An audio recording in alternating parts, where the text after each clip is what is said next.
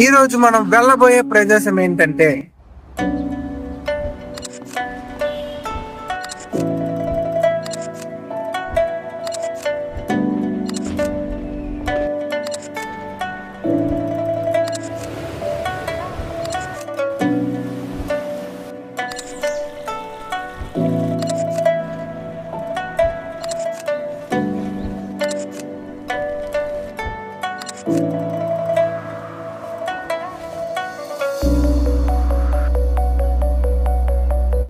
మీకు దొరికే అత్యంత చిన్న జాతీయ జెండా నుంచి ఎర్రకోటపై ఎగిరివేసి ఈ జాతీయ జెండా వరకు ఇక్కడే తయారవుతాయి.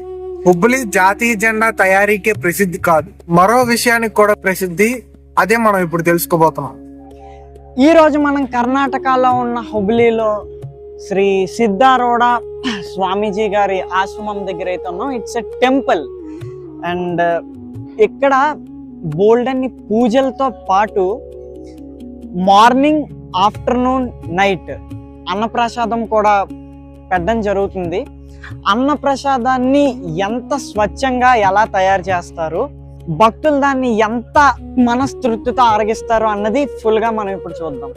ఈ ప్రసాదం తయారవ్వాలి అంటే ముందు మనకి ముడి సరుకులు అండ్ కిచెన్లోకి అయితే మిమ్మల్ని ఇప్పుడు తీసుకెళ్ళబోతున్నాను. వచ్చేయండి. ఇక్కడ అన్నప్రసాదం జరిగేదాన్ని స్టార్టింగ్ నుండి ఎండింగ్ పాయింట్ వరకు పిన్ టు పిన్ చూపిస్తాం.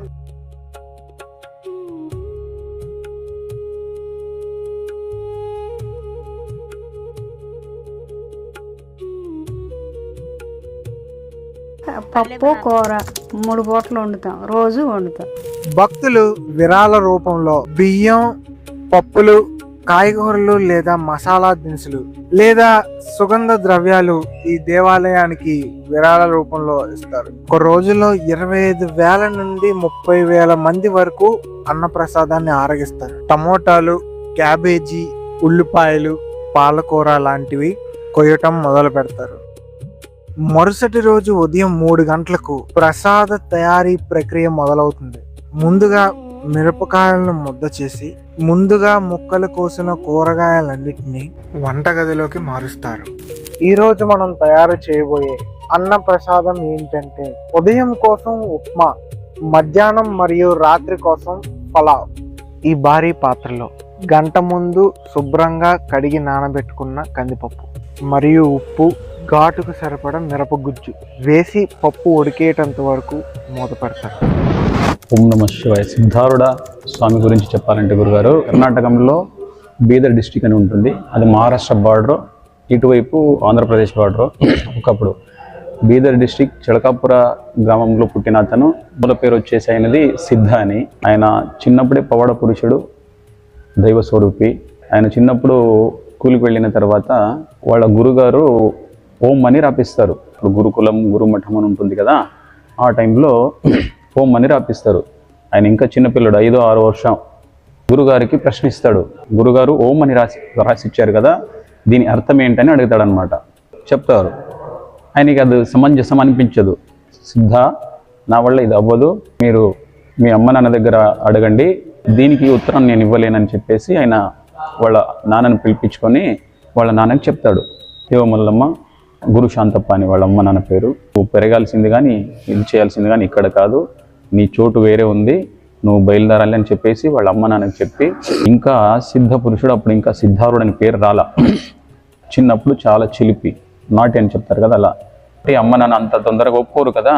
వాళ్ళ ఇంట్లో బర్రెలు, మేకలు ఉంటాయి కదా. టైంలో స్నేహితులతో పాటు ఈయన కూడా బర్రెలు మేపడానికి వెళ్తారనమాట. అక్కడేమవుతుంది, బర్రెలు మేపేటప్పుడు కొంచెం అల్లరి పనులు కదా, బర్రెల మీద ఎక్కి కూర్చొని కొడుతూ ఉంటాడు బర్రెని.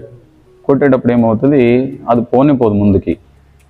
ఎందుకు పోవట్లేదని గట్టిగా కొంచెం కోపంతో కొట్టేసరికి బర్రె చచ్చిపోద్ది. ఆయనతో పాటు ఉన్న స్నేహితులు కానీ వాళ్ళ అమ్మ నాన్న దగ్గర పోయి బర్రెని కొట్టి చంపేశారని చెప్పేస్తారనమాట. వాళ్ళు ఆగమాగంతో ఓడి వచ్చి, సిద్ధ ఏమి ఇలా చేసావు అలా చేసావు అని చెప్పేసి గోల చేస్తారనమాట. అక్కడ అమ్మా, నువ్వు ఇంత కంగారు పడవద్దు, నువ్వు ఏమవ్వలేదు, జస్ట్ అది పడుకొని ఉందని చెప్పేసి అంటాడనమాట. అదేం సిద్ధ అంతా ఈజీగా చెప్పేస్తావు, నువ్వు పడుకొని ఉందని చెప్పేసి, చచ్చిపోయింది బర్రె, శరీరం మీద 2-3 సార్లు ఇలా కొడతాడనమాట భుజం మీద. కొట్టేసరికి ఇమ్మీడియట్గా లేచి నిలబడుతుంది. అందరూ అయోమయంగా షాక్ అయిపోతారనమాట. తెచ్చిన ప్రతి కూరగాయని మంచినీటితో శుభ్రం చేసి వండేటందుకు సిద్ధం చేస్తారు.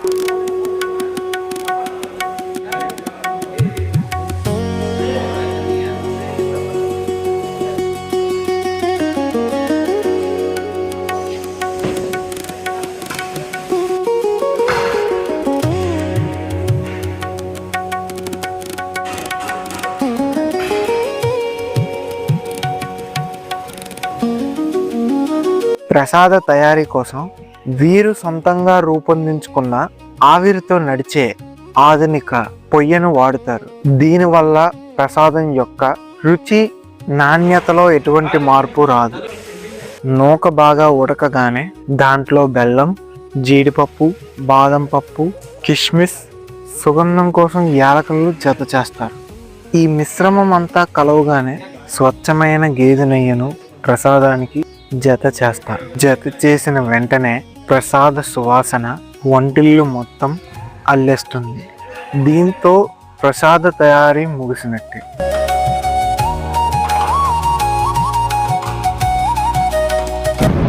ఇంత పవాడ పురుషుడా, వాళ్ళ అమ్మనను కూడా తెలిసిపోద్ది. ఈయన తర్వాత ఆ టైంలో ఏం లేకుండా, ఎప్పుడు ఆయన పుట్టింది 1834, 1834లో ఆయన పుట్టాడు. ఆయన పుట్టి 6 సంవత్సరాల్లోగానే ఇంత పవాడాలు చేసి ఇంట్లో నుంచి బయలుదేరి గురుగారిని వెతుకుతూ నడుచుకొని వస్తాడనమాట. గురుగారిని ఎందుకు వెతుకుతాడంటే వేదాలు, ఉపనిషత్తులు, శాస్త్రాలు, పురాణాలు ఇవన్నీ నేర్చుకోవాలి కాబట్టి, గురు దీక్ష కావాల్సింది కాబట్టి గురుగారిని వెతుకుతూ వస్తాడు. ఎక్కడికి? కర్ణాటకంలో అప్పటికి రాయచూరు డిస్ట్రిక్ట్ లింగ్సూరు తాలూకు గురుగుంట క్షేత్ర దేవరభూపర్ అని ఒక ఊరు ఉండేది, చిన్న గ్రామం. ఆ ఊరిని వెతుక్కొని వస్తాడు. అక్కడ మహా గజదండ స్వామిలు అని ఒక పెద్ద గురుగారు ఉంటారు. ఆయన సేవ చేస్తూ అలాగే శాస్త్రాలు, పురాణాలు వింటూ అప్పటికి కాలం గడుస్తూ ఉంటుంది. ఒక 12 ఏళ్ళ వరకు అక్కడనే ఉంటాడు. ఈలోగా గజదండ మహాస్వామిలు ఎవరైతే ఉన్నారో ఆయన స్నేహితుడు సుభాష్ శాస్త్రి అని ఉంటారు. ఆయన స్నేహితుల్ని మాట్లాడిపించడానికి కోసం వస్తారనమాట ఇక్కడికి, గజదండ స్వామి దగ్గరికి. సుభాష్ శాస్త్రి అనేవారు గజదండ స్వామిని అడుగుతారు, ఏమని, మీ శిష్యులకి ఏ శాస్త్రం నేర్పిస్తారని అడుగుతారు. అప్పుడు ఆయన చెప్తాడనమాట, ఉపనిషత్ చెప్తా ఉన్నానని చెప్తారు.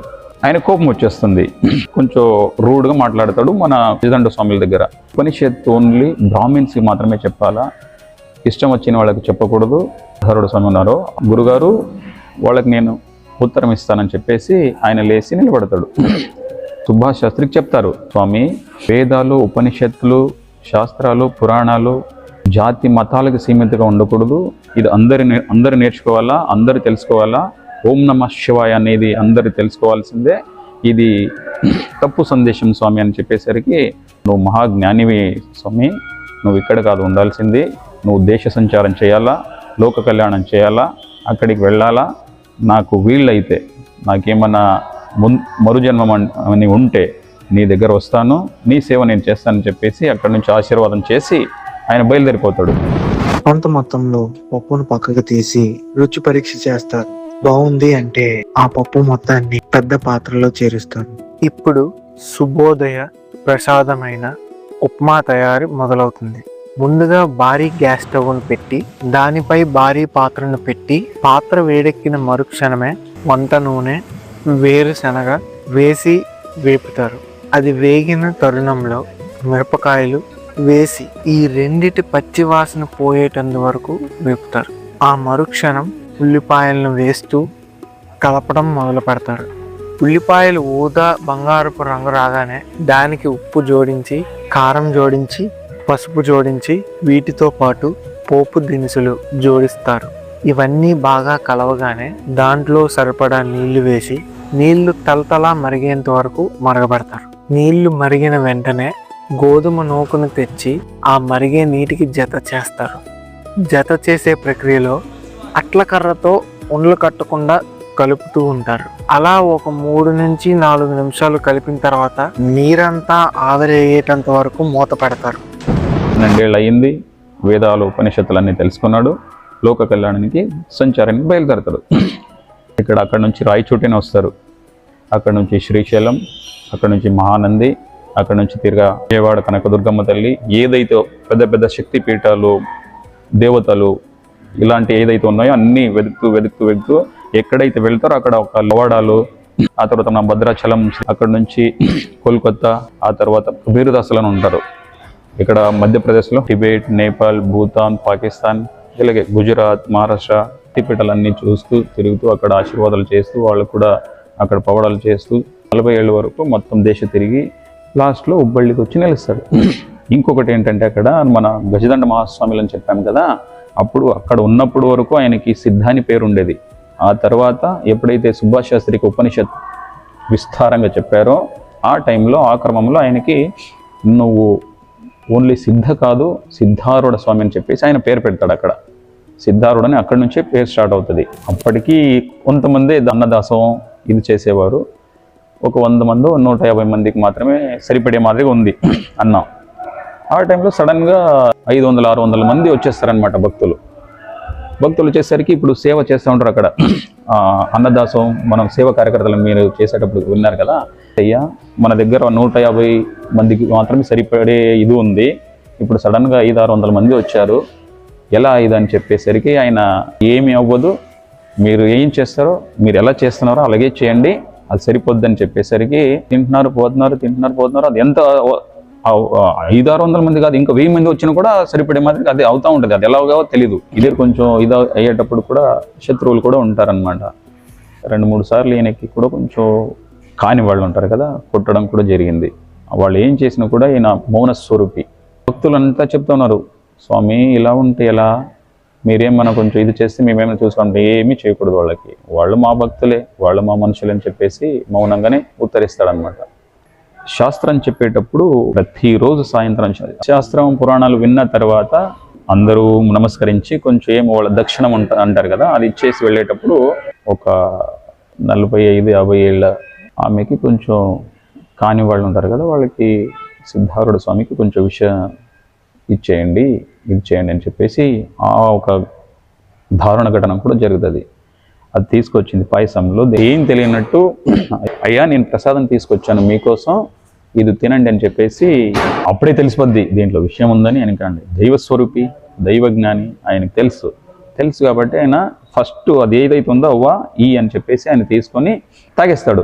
తాగిన తర్వాత ఆ గిన్నె ఉందో గిన్నె ఆ చేతికి ఇచ్చి, దీంట్లో విషయం ఉంది, నేను ఎవ్వరికి ఏం చెప్పను, నువ్వు కంగారు పడవద్దు, నువ్వు ఎలా వచ్చావో అలాగే పో, ఏమి కానట్టు ఉండు, నేను ఎవరికి చెప్పను తల్లి అని చెప్పేసి పంపిస్తాడు. ఆమె అక్కడనే దిగ్భ్రాంతంగా అయిపోయి కాలుపడి మొక్కి ఏడుస్తుంది అనమాట. అప్పుడు ఉదయం 7 అయ్యేసరికి ప్రసాదశాలను తెరుస్తారు. వచ్చే భక్తులందరూ ఆ సిద్ధారూఢ స్వామి కృపకు పాత్రులవుదామని ఎదురు చూస్తూ ఉంటారు. ఈలోపు లోపల ఓడవటం, గిన్నెలు సత్తటం ఇలాంటి చిన్న చిన్న పనులన్నీ వాలంటీర్లు ముగిస్తూ ఉంటారు. ఇలా పనులన్నీ ముగిసిన తర్వాత వంటశాల భక్తుల కోసం ఎదురు చూస్తూ ఉంటుంది. తయారు చేసిన ఆహారాన్ని శ్రీ సిద్ధారూఢ స్వామికి నైవేద్యంగా సమర్పిస్తారు. తన దగ్గరికి వచ్చే ఏ భక్తుడైనా ఆకలితో వెళ్ళకూడదని సిద్ధారూఢ స్వామి సిద్ధాంతం.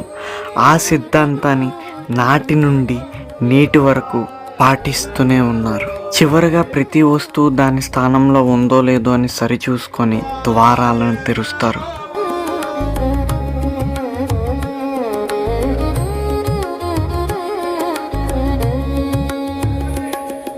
భక్తుల రద్దీతో అన్నప్రసాదశాల కిటకిటలాడుతుంది. ప్రతి ఒక్కరూ వచ్చి ప్రసాదాన్ని ఆరగించి వాళ్ళ కడుపు మరియు మనసు రెండింటినీ నింపేసుకొని ఆ సిద్ధారూఢ స్వామి ఆశీస్సులతో తిరిగి ఇంటికి వెళ్తారు.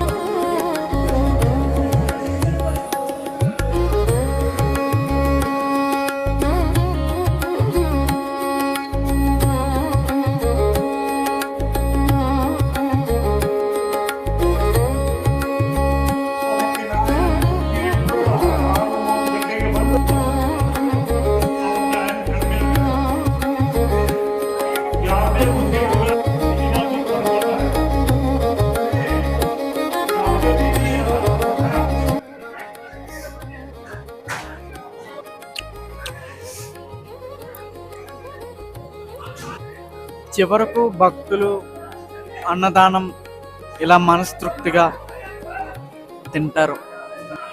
నిన్న మనం సేవలో పాల్గొని ప్రిపేర్ చేసిన ఫుడ్ ఇది. నిత్యం అన్నప్రసాదాన్ని ఎన్ని మంది వచ్చినా లేదు అనకుండా పెట్టే వాళ్ళని ఆ భగవంతుడితో కొలుస్తారు. This is Karthik. This is Giridhar. మళ్ళా ఇంకొక సరికొత్త డాక్యుమెంటరీతో మళ్ళీ కలుద్దాం. అంతవరకు సెలవు. బాయ్.